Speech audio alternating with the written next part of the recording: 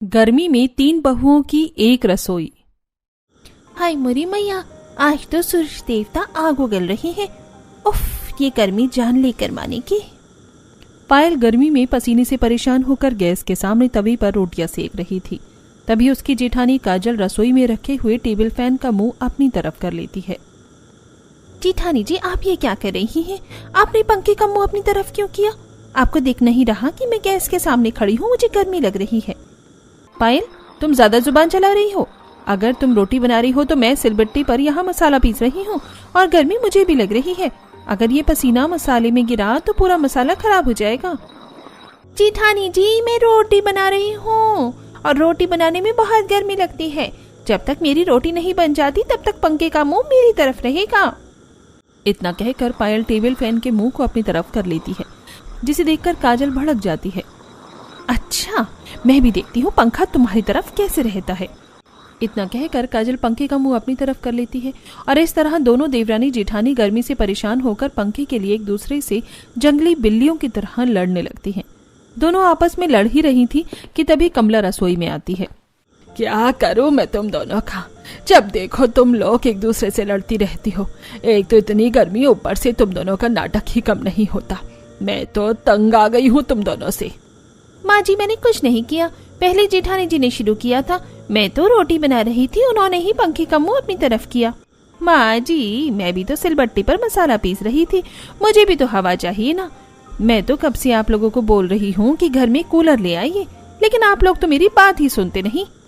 अब बस करो तुम दोनों, कब तक एक दूसरे की बुराई करोगी? 3-4 साल हो गए हैं तुम्हारी शादी को, ये नहीं कि तुम दोनों साथ मिलकर बहनों की तरह रहो। तुम दोनों को तो हर वक्त लड़ना ही रहता है। कमला अपनी दोनों बहुओं की क्लास लगा रही थी कि तभी राहुल और हरीश ऑफिस से घर आ जाते हैं। अरे ओ भाग्यवान, आज दाना पानी लेकर बहुओं के ऊपर क्यों चढ़ी हुई हो? अरे मुझे चाय पीने का मन कर रहा है, जरा मेरे लिए एक कप चाय बनाना। अच्छा ठीक है जी, मैं इनसे चाय बनवा कर लेकर आती हूँ। सुन लिया ना बहुओं, तुम्हारे ससुर जी को चाय चाहिए। जल्दी से उनके लिए एक कप चाय बना कर लाओ, और हाँ, चाय थोड़ी ज्यादा बना लेना। इतना कहकर कमला रसोई से चली जाती है। कमला का फरमान सुनकर काजल अपने पल्लू से अपना पसीना पोंछते हुए कहती है, अब ये क्या मुसीबत है यार। एक तो इतनी गर्मी और इन लोगों को चाय पीने की सूझ रही है। इतना ही चाय पीने का मन कर रहा है तो खुद क्यों नहीं बना लेते। काजल खुद में ये बड़बड़ा रही थी कि तभी उसे उसके पति की आवाज आती है। काजल, काजल तुम कहाँ हो? थोड़ा फ्रिज से ठंडा पानी लेकर आना, बहुत ज्यादा गर्मी लग रही है। इतना कहकर राहुल सोफे के पास पड़े न्यूज़पेपर को लेकर खुद को हाँकने लगता है। कुछ ही देर में काजल राहुल के लिए नींबू पानी लेकर आती है। आप नींबू पानी पीजिए, बाहर इतनी गर्मी से आकर तुरंत ठंडा पानी पीना सही नहीं होता है। थैंक यू काजल, तुम हमेशा मेरा ख्याल रखती हो। राहुल नींबू पानी पीकर खुश हो जाता है और काजल खाना बनाने के लिए रसोई में चली जाती है। रसोई में आकर तो लगता है जैसे भट्टी में आ गई हूँ। पायल, तुम भी जल्दी से खाना बना लो, आंगन में ठंडी हवा चल रही है। आज हम लोग आंगन में चारपाई लगाकर चारपाई पर बैठकर खाना खा लेते हैं। ये तो बहुत अच्छी बात कही आपने दीदी। इस गर्मी में खाना बनाने का बिल्कुल भी मन नहीं कर रहा। रात में आंगन में हवा में बैठकर हम सब खाना खाएंगे तो खाने का मजा और बढ़ जाएगा। कमला से डांट खाने के बाद दोनों बहुएं जल्दी जल्दी खाना बनाती हैं और फिर आंगन में चारपाई बिछाती हैं। भाभी, आप लोग बाहर आंगन में खाना क्यों लगा रही हैं? पिंकी, आज बहुत ज्यादा गर्मी है, इसलिए हमने सोचा कि क्यों ना आज खुले आसमान के नीचे हवा में बैठकर डिनर किया जाए। अरे यह तो बहुत अच्छा सोचा बहू तुम दोनों ने। इतनी गर्मी में डाइनिंग टेबल पर खाने का मन भी नहीं करता है। सभी लोग चारपाई पर बैठ जाते हैं और काजल सबको खाना खिलाती है। खाना खाने के बाद सभी अपने अपने कमरे में चले जाते हैं। अगले दिन गर्मी पिछले दिन से भी ज्यादा थी। पायल, आज बहुत ज्यादा गर्मी है। मेरा इस गर्मी में रसोई में खाना बनाने का बिल्कुल भी मन नहीं कर रहा। एक काम करो, आज तुम ही सबके लिए खाना बना लो। अच्छा जी, काजल दीदी, आप तो ऐसे कह रही हैं जैसे मुझे तो खाना बनाने का बड़ा मन कर रहा है। मैं अकेले इस गर्मी में रसोई में खाना नहीं बनाऊंगी, आपको मेरे साथ खाना बनवाना पड़ेगा।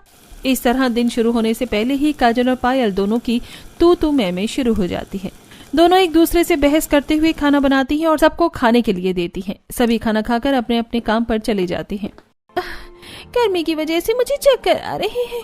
काजल दीदी, सुबह मैंने ज्यादा खाना बनाया था और अभी कपड़े भी मैंने धोए हैं, तो आप छत पर जाकर कपड़े डाल आओ। मैं छत पर कपड़े डालने नहीं जाऊंगी, आज बहुत गर्मी है और बाहर कड़ी धूप भी है। इतनी कड़ी धूप में कपड़े डालूंगी तो मुझे टैन हो जाएगा। दीदी प्लीज आज आप कपड़े डाल दो ना, मुझे सच में बहुत चक्कर आ रहे हैं, मेरी तबीयत बिल्कुल भी ठीक नहीं है। पायल कहते हुए ही बेहोश होकर सोफे पर गिरने का नाटक करती है। काजल पायल को उठाकर बैठाती है और उसे पीने के लिए पानी देती है। अरे पायल, तुम अपना ध्यान रखो, आजकल गर्मी बहुत हो रही है, पानी ज्यादा पिया करो। ठीक है, मैं जाकर छत पर कपड़े डाल देती हूँ। काजल छत पर जाकर सारे कपड़े तार में सूखने के लिए डाल देती है। भाग काजल भाग, इस छत में थोड़ी देर और ऐसे ही खड़ी रही तो कपड़ों के साथ साथ मैं भी यहाँ सूखकर पापड़ बन जाऊंगी। इतना कहकर काजल छत से बाल्टी लेकर नीचे आ जाती है। देखते ही देखते दोपहर से शाम हो जाती है। कमला गुस्से में चिल्लाती है, अरे तुम दोनों काम चोरों का मैं क्या करूं? तुम दोनों बहुओं के होते हुए बेसिन में अभी तक बर्तन क्यों रखे हुए हैं? माँ जी, बर्तन धोने की बारी इस पायल की थी, मैंने तो छत पर जाकर कपड़े डाले थे और दिन में खाना भी मैंने ही बनाया था। आप इससे पूछे कि इसने बर्तन क्यों नहीं धोए। माँ जी, आज तो मेरी तबीयत जरा भी ठीक नहीं है, इसीलिए मैंने बर्तन नहीं धोए, लेकिन जेठानी जी तो बर्तन धो सकती थी, आप उनसे पूछिए कि उन्होंने बर्तन क्यों नहीं धोए। मैं तो तंग आ गई हूँ तुम दोनों के बहानों से। जब देखो तुम लोग काम से बचने के लिए कोई ना कोई बहाना करती रहती हो। देखो मैं साफ साफ बता दे रही हूँ, पायल बहू तुम दोपहर के बर्तन साफ करोगी और काजल तुम रात के बर्तन साफ करोगी। लेकिन माँ जी, दोपहर में तो बहुत गर्मी लगती है। ऐसा है तो एक दिन तुम दोपहर में बर्तन साफ करोगी और दूसरे दिन काजल साफ करेगी। देखो मुझे नहीं पता, तुम दोनों को जो करना है करो, लेकिन बर्तन साफ हो जाने चाहिए। अच्छा ठीक है माँ जी, आप जैसा कहती हैं वैसा ही होगा। काजल की बात सुनकर कमला रसोई से चली जाती है। आज शाम में भी गर्मी लग रही थी, इसलिए पायल फ्रिज से आइसक्रीम निकाल कर सभी को खाने के लिए देती है। काजल, पायल, उनके पति और उनके सास ससुर सभी आइसक्रीम खाते हैं। चलो, एक काम तो तुमने ढंग का किया, बहुत गर्मी लग रही थी, अच्छा हुआ तुमने आइसक्रीम निकाल दी। मैं तो हमेशा ही अच्छे काम करती हूँ, पर आपको दिखता कहाँ है। अच्छा ठीक है बाबा, बहुत हो गई बातचीत, अब तुम दोनों चुपचाप इस ठंडी ठंडी आइसक्रीम का मजा लो, वरना तुम दोनों के गुस्से की गर्मी से आइसक्रीम भी पिघल जाएगी। कमला की बात सुनकर सभी लोग हंसने लगते हैं। सभी आइसक्रीम खा रहे थे कि तभी राजू ऑफिस से घर आता है। ये क्या, आप लोग तो मेरे बिना ही ठंडी ठंडी आइसक्रीम खा रहे हैं। अरे आप परेशान क्यों होते हैं देवर जी, मैंने आपके लिए आइसक्रीम रखी है फ्रिज में, आप हाथ मुंह धोकर आ जाइए, मैं आपको आइसक्रीम निकाल कर देती हूँ। अच्छा ठीक है भाभी, मैं फ्रेश होकर आता हूँ। राजू अपने कमरे में जाता है और फ्रेश होकर सोफे पर आकर बैठता है। पायल फ्रिज से आइसक्रीम निकालकर उसे खाने के लिए देती है। राजू पायल से आइसक्रीम लेकर खाने लगता है। माँ, ये ठंडी ठंडी आइसक्रीम खाते हुए मैं आज आपको एक जरूरी बात बताना चाहता हूँ। हाँ बोलो ना बेटा, क्या बात है, मैं सुन रही हूँ। माँ, मैं एक लड़की को पसंद करता हूँ, उसका नाम रानी है। रानी बहुत ही सुंदर और सुशील है, वो खाना भी बहुत अच्छा बनाती है, बस वो भी हमारी तरह एक मिडिल क्लास फैमिली से है। ये रही उसकी फोटो। लड़की तो देखने में सुंदर है, अगर तुझे ये पसंद है तो हम लोग बात आगे बढ़ा सकते हैं। क्या सच में माँ, आपने रानी को पसंद कर लिया? माँ आप बहुत अच्छी हैं। हाँ हाँ ठीक है, अब और मक्खन लगाने की जरूरत नहीं है, हम लोग जल्द ही रानी के घर रिश्ता लेकर जाएंगे। राजू के रिश्ते की बात सुनकर काजल और पायल दोनों के कान खड़े हो जाते हैं। पायल धीरे से काजल के कान में फुसफुसाते हुए कहती है, दीदी हम दोनों के लिए एक रसोई पहले ही छोटी पड़ती है, अब हमारी देवरानी भी आ जाएगी तो 3 लोगों की एक रसोई हम लोग कैसे संभालेंगे। वही तो मैं भी सोच रही हूँ, गर्मी में 3 बहुओं के लिए एक रसोई में काम करना बहुत मुश्किल है, ऊपर से पता नहीं हमारी देवरानी कैसी होगी। काजल और पायल ये सब सोच ही रही थी कि तभी कमला कहती है, काजल बहू, पायल बहू, अब तुम्हारी देवरानी आने वाली है, अब तो तुम लोग सुधर जाओ और लड़ना बंद करो। माँ जी, अभी हम दोनों लड़ नहीं रहे, बातें कर रहे हैं। इस तरह पायल की ससुराल वाले बातें करते हैं। फिर कुछ दिन बाद राजू और उसके परिवार वाले रानी के लिए राजू का रिश्ता लेकर जाते हैं। रानी के घर वालों को भी राजू पसंद आ जाता है और फिर कुछ दिनों बाद रानी और राजू की शादी हो जाती है। शादी के बाद रानी अपनी ससुराल आ जाती है। रानी बेटा, कलश गिराकर घर के अंदर आओ, कब तक बाहर खड़ी रहोगी? बाहर बहुत ज्यादा गर्मी है, तुम भी पसीने से पूरी भीग गई हो। चलो अच्छा है माँ जी ने मुझे अंदर बुला लिया, वरना मुझे लग रहा था कि मैं आज यहाँ खड़े खड़े ही पसीने से नहा लूंगी। रानी अपने पैरों से कलश गिराती है और घर के अंदर आती है। बहू, अब इस आलते की थाली में हाथ रख और अपने हाथ के निशान इस तरफ की दीवार पर लगा। पता नहीं ये सारी रस्में कब खत्म होंगी। मुझे तो मेरी शादी के जोड़े में बहुत गर्मी लग रही है।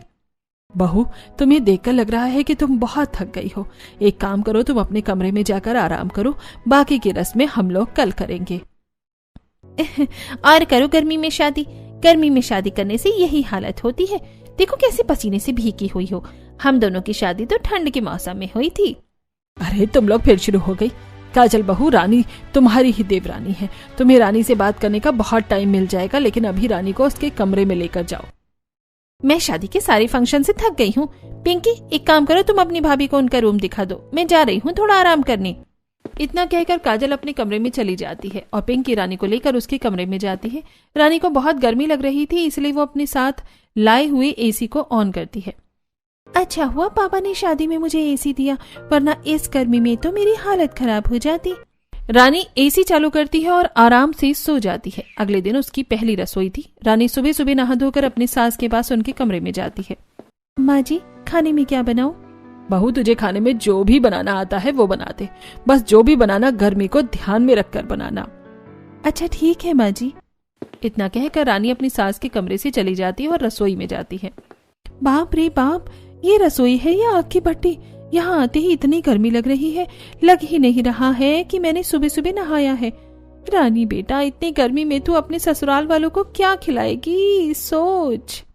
रानी पहली रसोई में क्या बनाएगी यही सोच रही होती है। फिर कुछ देर बाद उसे एक आइडिया आता है और वो खाना बनाना शुरू करती है। वो मीठे में खीर और भी बहुत कुछ बनाती है। खाना बन जाने के बाद जब सभी लोग डाइनिंग टेबल पर बैठते हैं तब, देवरानी जी, आपने अपनी पहली रसोई में क्या बनाया है?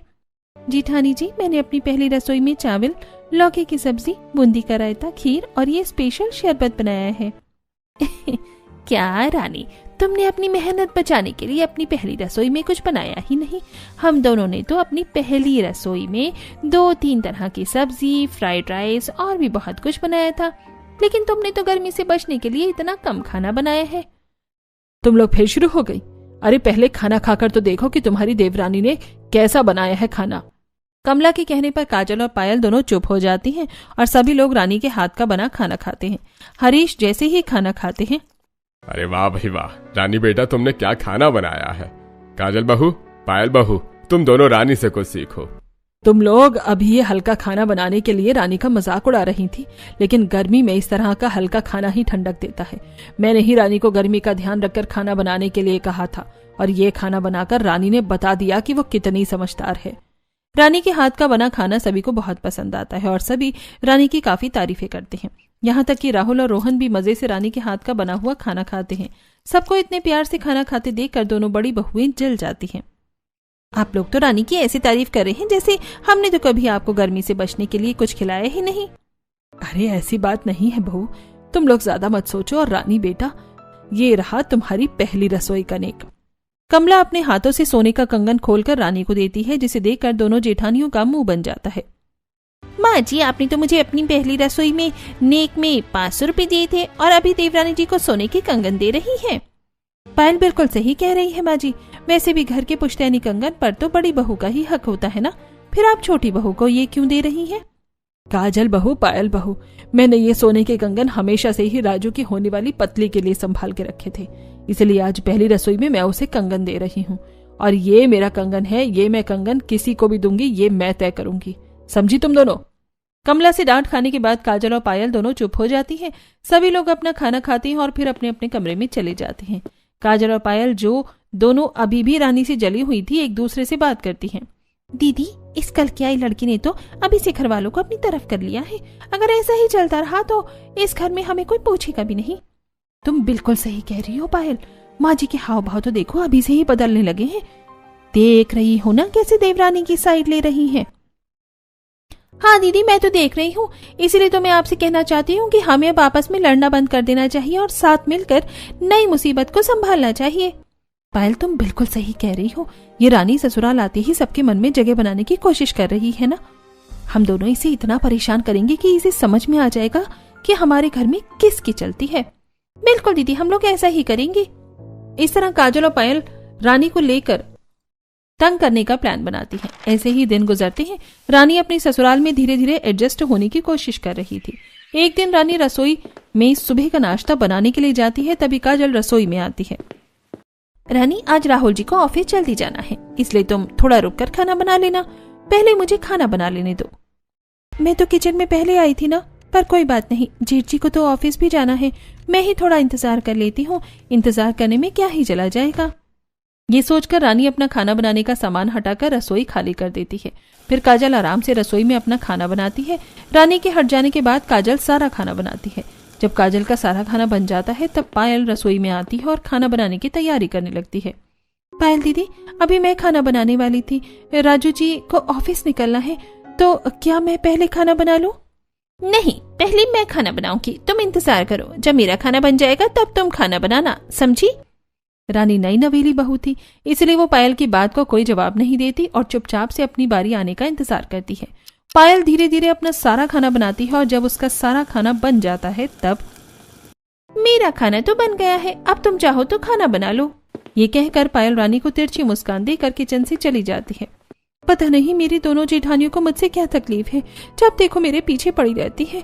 मैं तो सबसे पहले रसोई में आई थी, लेकिन दोनों ने मुझे खाना बनाने ही नहीं दिया।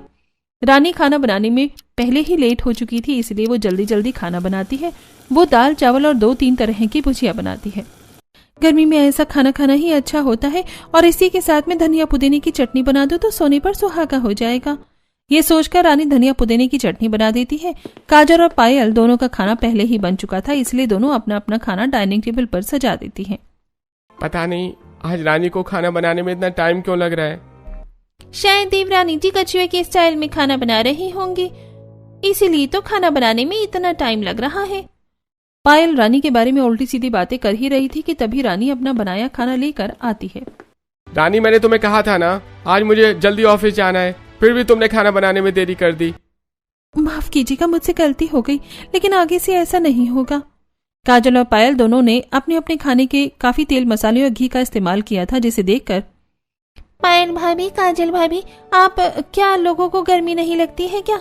इतनी गर्मी में आप लोगों ने इतना तेल मसाले वाला खाना क्यों बनाया है? आपको थोड़ा लाइट खाना बनाना चाहिए था ना। देखिए रानी भाभी ने कितना हल्का और टेस्टी खाना बनाया है। पिंकी, अब तुम्हें हमारे हाथ का खाना ऑयली और हैवी लग रहा है, पहले तो तुम यही खाना मांग मांग कर खाती थी। मैं देख रही हूँ कुछ दिनों से आप लोगों को हमारे हाथ का खाना कुछ पसंद नहीं आ रहा है। आप लोग सिर्फ रानी को ही प्यार करते हैं, इसलिए हमारे साथ ऐसा कर रही है ना। अरे नहीं बहू, ऐसी कोई बात नहीं है, तुम लोग गलत समझ रहे हो। तुम्हारा खाना भी अच्छा है, लेकिन गर्मी में ऐसा तेल मसाले वाला खाना खाने का मन नहीं करता है, लेकिन तुम लोगों ने इतने प्यार से बनाया है तो हम लोग खा लेंगे। कमला के कहने पर सभी लोग बिना ज्यादा बहस किए खाना खा लेते हैं। पायल और काजल रात में भी अपने ससुराल वालों को वही खाना खिलाती हैं, जिस वजह से रात में सबके पेट में गुड़गुड़ होने लगती है। ए जी, मेरे पेट में तो बहुत दर्द हो रहा है, ऐसा लग रहा है जैसे पेट में बम फट रहे हो, पेट में बहुत जलन हो रही है। क्या जरूरत थी तुम्हें काजल और पायल बहू का खाना खाने की? अरे उन्होंने कितना तेल मसाला वाला खाना बनाया था, वही खाना खाने की वजह से तुम्हारे पेट में मरोड़ हो रही है और मेरे पेट में भी दर्द हो रहा है। काजल और पायल वो मेरी दोनों बहू है ना, और सास होने के नाते मैं किसी भी बहू की कम महसूस करने नहीं दे सकती हूँ, इसलिए मुझे उनका खाना खाना पड़ा। अच्छा ठीक है, मैं किचन में जाकर पानी लेकर आता हूँ, तुम पानी पीकर देखो, शायद कुछ आराम मिले। हरीश पानी लेने के लिए रसोई में जाता है तो देखता है कि उनकी छोटी बहू रानी एक बड़े पतीले में कुछ बना रही है। रानी बेटा, तुम इतनी रात को क्या बना रही हो? मैं आप सभी के लिए सौंफ बताशा का शरबत बना रही हूँ। आज सभी ने तेल मसाले वाला खाना कुछ ज्यादा ही खाया था, लेकिन इस शरबत को पीने से आप सभी को आराम मिलेगा। अरे रानी बेटा, तुम बहुत समझदार हो, अच्छा किया तुमने ये शरबत बना दिया, तुम्हारी सास के पेट में दर्द हो रहा था। हरीश रानी का बनाया शरबत लेकर कमला को पीने के लिए देते हैं, जिसे पीकर उन्हें तुरंत आराम मिलता है और वो सो जाती हैं और हरीश भी शरबत पीकर सो जाते हैं। अगले दिन घर में सब्जी खत्म हो गई थी। काजल, पायल, घर में तो सब्जी खत्म हो गई है, एक काम करो, तुम दोनों बाजार जाकर सब्जियां खरीद कर ले आओ, और हाँ, अपने साथ रानी को भी ले जाना, वो भी बाजार देख लेगी। जी ठीक है माँ जी। काजल, पायल और रानी तीनों सब्जी लेने के लिए ऑटो में बैठकर बाजार चली जाती हैं। बाजार जाने के बाद रानी सब्जी वाले से लौकी, तोरई, टिंडा, करेला ये सब खरीदती है। तभी काजल उस पर हंसते हुए कहती है, इस पागल लड़की को तो ये भी नहीं पता कि हमारे घर में करेला कोई भी नहीं खाता है।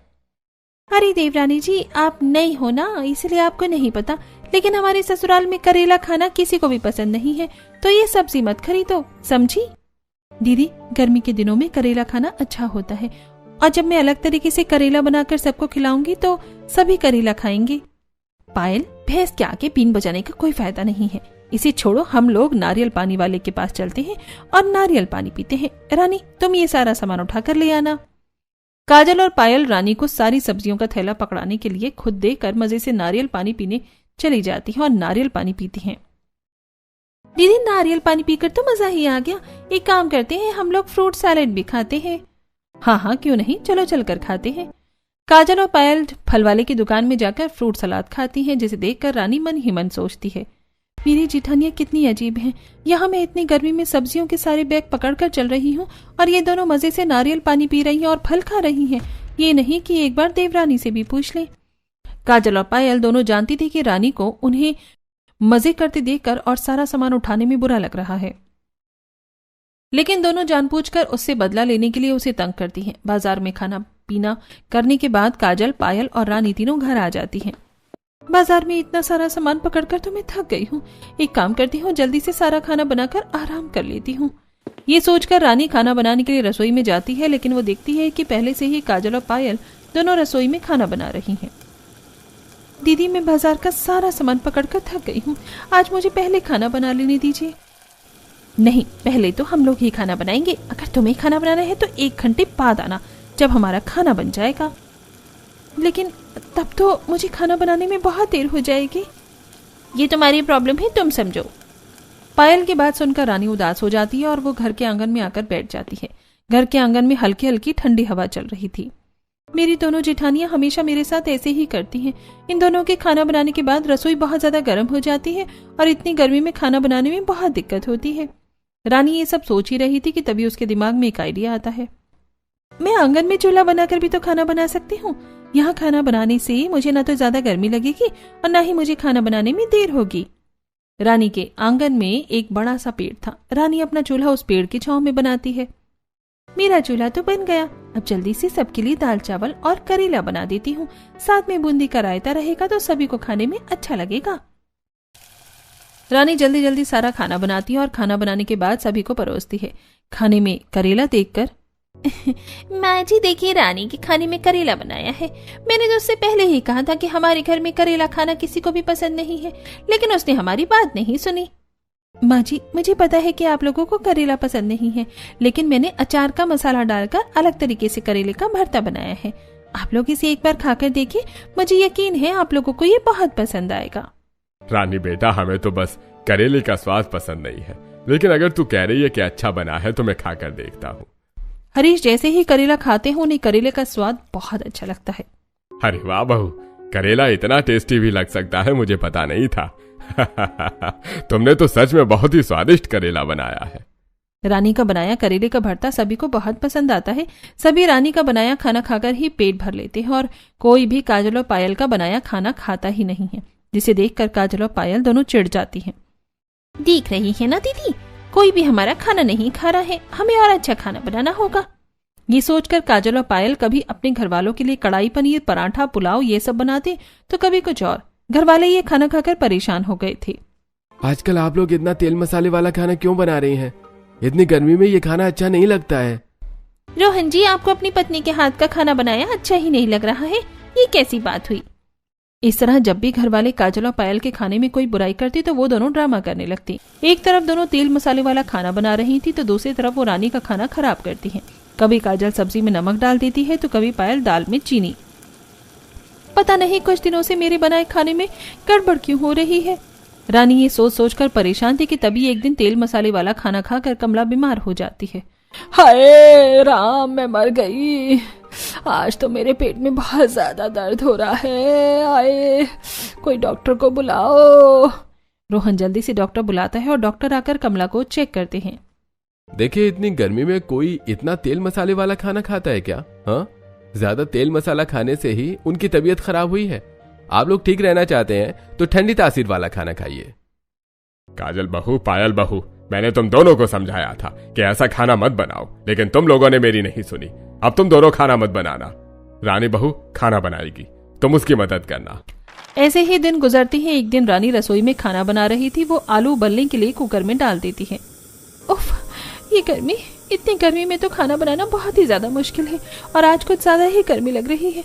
एक काम करती हूँ, जाकर कमरे में थोड़ी एसी की हवा खा लेती हूँ, तब तक आलू भी उबल जाएंगे। ये सोचकर रानी अपने कमरे में चली जाती है। तभी रसोई में पायल आती है। ये देवरानी की बच्ची फिर अच्छा अच्छा खाना बनाकर घर वालों को इम्प्रेस करने में लगी हुई है, लेकिन मैं ऐसा नहीं होने दूंगी। इतना कहकर पायल कुकर खोलती है और कुकर में से थोड़ा सा पानी निकालकर फेंक देती है। अब जब कुकर में पानी ही नहीं रहेगा तो ये आलू उबलेंगे ही नहीं और कच्चे रह जाएंगे। रानी, फिर तुम कच्चे आलू से खाना नहीं बना पाओगी। ये कहकर पायल रसोई से चली जाती है। काजल जो अपने कमरे में बैठी थी, उसे अचानक से कुछ याद आता है। ससुर जी ने सबके सामने हमारी बेइज्जती कर दी और हमें खाना बनाने से मना कर दिया। मैं रानी का खाना खराब कर दूंगी, फिर देखती हूँ ससुर जी क्या कहेंगे। ये सोचकर काजल जैसे ही रसोई की तरफ आती है, वैसे ही कुकर फट जाता है। काजल रसोई के गेट के पास ही थी और कुकर फटने की आवाज सुनकर वो बेहोश हो जाती है, लेकिन उसे कोई चोट नहीं आती। कुकर फटने की आवाज सुनकर पायल और रानी दोनों किचन के पास भाग कर आती हैं। दीदी, दीदी आपको क्या हो गया? आप ठीक तो है ना दीदी? पायल दीदी, मेरी मदद कीजिए काजल दीदी को उठाने में। पायल दीदी। रानी पायल को काफी बार बुलाती है, लेकिन पायल काजल की एक बात नहीं सुनती है। पायल को देखकर ऐसा लग रहा था जैसे कि वो सदमे में चली गई हो। तभी रानी पायल के कंधे को हिलाती है। पायल दीदी, आप कहाँ खो गई हो? होश में आइए, हमें काजल दीदी को उनके कमरे में ले जाना होगा। रानी को कंधों से हिलाने के बाद पायल को होश आता है और वो रानी के साथ काजल को उठाकर उसके कमरे में ले जाती है। रानी जल्दी से किचन से पानी लेकर आती है और काजल के ऊपर डालती है। पानी छिड़कने से काजल को होश आता है। काजल दीदी, आप ये शिकंजी पीजिए, इसे पीने से आपको अच्छा लगेगा। काजल रानी से शिकंजी लेती है और पीने लगती है। तभी, देख काजल बहू, जिस देवरानी से तू हमेशा चिढ़ती रही थी है ना, आज उसी ने इस एक्सीडेंट में तेरी मदद की। तुझे सही टाइम पर फर्स्ट एड देकर तुझे होश में लाई। पायल बहू तो एक्सीडेंट देखकर पुतले की तरह खड़ी हुई थी।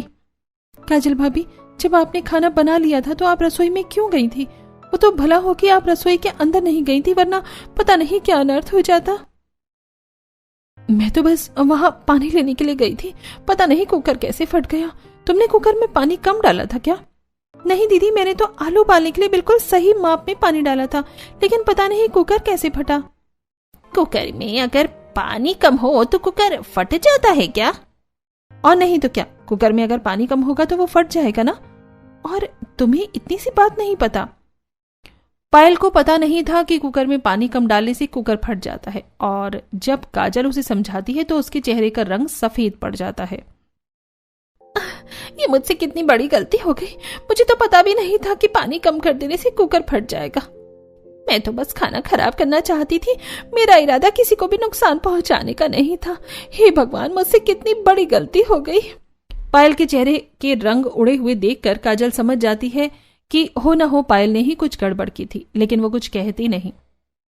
पायल के उड़े चेहरे के रंग को देखकर, पायल बहू, अब तो सच बोल दे, कब तक अपनी गलतियों पर पर्दा डालेगी? मैं कुछ दिनों से देख रही हूँ कि तुम दोनों जानबूझकर रानी का खाना खराब करती हो, लेकिन पायल आज तो तुमने हद ही कर दी। आज तुम्हारी गलती की वजह से रानी को कुछ हो जाता तो? माँ जी, मैंने जानबूझकर कुछ भी नहीं किया, आप मेरी बात पर विश्वास कीजिए। मुझे पता ही नहीं था कि कुकर का पानी कम कर देने से कुकर फट जाएगा।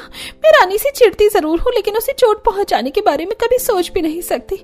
मैं तो बस उसका खाना खराब करना चाहती थी। पायल की बात सुनकर रानी हैरान हो जाती है। इसका मतलब ये है कि इतने दिनों से मेरा खाना आपने खराब किया? वो अपने आप खराब नहीं हो रहा था? रानी, तुम्हारा खाना खराब करने के पीछे सिर्फ पायल नहीं बल्कि मेरा भी हाथ है। मैंने भी कई बार तुम्हारा खाना खराब किया है, इसीलिए तुम सिर्फ उसे दोषी मत मानो। लेकिन क्यों? मैंने तो कभी आप लोगों के लिए कुछ बुरा नहीं चाहा, फिर आप लोगों ने पहले दिन से ही मुझे दुश्मन जैसा क्यों माना? हमें माफ कर दे रानी, हमसे गलती हो गई। जिस दिन से तुम इस घर में आई हो, हर कोई बस तुम्हारे खाने की ही तारीफ करता था। सभी को तुम्हारे हाथ का ही खाना पसंद आ रहा था। हमने अच्छा खाना बनाने की भी कोशिश की तो वो भी कोई काम नहीं आया, इसलिए हमने तुम्हारा खाना खराब किया। हाँ, मुझे भी माफ कर दो रानी। जलन में हम लोग गंदे हो गई थी, इसलिए हमसे इतनी बड़ी गलती हो गई, लेकिन आगे से हम लोग तुम्हें कभी भी परेशान नहीं करेंगे। काजल दीदी, आप मत रोइए, आपकी तबीयत ठीक नहीं है और कोई बात नहीं। देवरानी जिठानी के बीच कभी कभी इस तरह की चीजें भी हो जाती हैं, लेकिन अब आप लोग मुझसे वादा कीजिए कि आप दोनों मेरे साथ एक रसोई में अच्छे से काम करेंगी। हम लोग वादा करते हैं कि इस गर्मी में हम तीनों बहुएं एक रसोई को अच्छे से संभालेंगे। काजल की बात सुनकर रानी और कमला दोनों बहुत खुश हो जाती हैं। ऐसे ही दिन गुजरते हैं। काजल, पायल और रानी तीनों अपनी एक रसोई में अच्छे से मिलजुल कर खाना बनाते हैं और घर के सारे काम करते हैं। अच्छा हुआ ससुर जी ने रसोई में एग्जॉस्ट फैन लगवा दिया। हाँ दीदी, एग्जॉस्ट फैन लग जाने से किचन की गर्मी आधी हो गई है। अब खाना बनाने में हमें गर्मी नहीं लगती और जब से हमने ठंडी तासीर वाला खाना बनाना शुरू किया है तब से घर वाले भी हमसे खुश रहते हैं। काजल और पायल बात ही कर रही थी कि तभी रानी कूलर लेकर रसोई में आते हैं। ये ठंडी ठंडी हवा कहाँ से आ रही है? पायल, कहीं तुमने फ्रिज खुला तो नहीं छोड़ दिया? काजल जैसे ही पलटती है तो देखती है कि रानी अपने साथ कूलर लेकर आई है। दीदी, हम तीनों के पतियों ने मिलकर हमारे लिए ये कूलर खरीदा है। अब इस गर्मी में हम तीनों बहुओं को एक रसोई में खाना बनाने में बिल्कुल भी गर्मी नहीं लगेगी। कूलर आ जाने से तीनों बहुएं बहुत खुश होती हैं और अब तीनों मिलजुल कर खुशी खुशी रसोई में खाना बनाती हैं।